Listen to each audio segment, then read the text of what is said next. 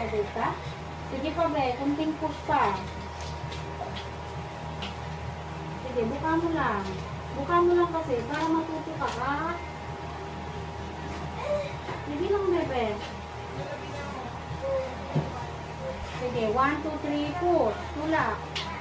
Ganyan. Ang galing. Opo nga. Ganyan talaga, bebe, kasi sumasabay yung UTI mo. Ito ang hawakan mo. Bukal mo lang maigi to, lambot. Nakita mo lang kanina si ate, galing mo rin. Sige pa, yan. Sige, iangat kunti yung pet. Yung pet ang iangat. Ayan, very good. Opo. Sige, pag walang sakit, pahinga. Masakit kasi dahil sumasabay yung UTI mo. Sumasabay ako. O, pahinga. Anak coach na namin.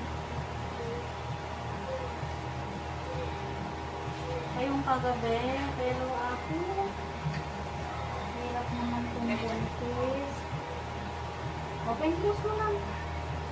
Ako may kamig at irabas mo kung pagkakanayin. O, para uso mo naman niya sa iba.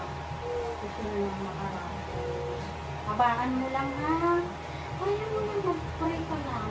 Nandito na. Nakatulog ka ba kanina sa bahay mo? Nakapagpahinga ka naman. Kasi ang hirap sa hospital. Isuntok naman.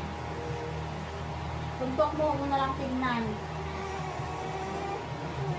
Kaya man tayo dila, may atay. Ayan, sige.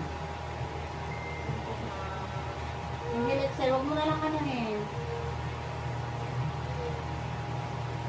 Relax. Pang-detake ko lang. Pang-desir. Open mo yung kamay mo.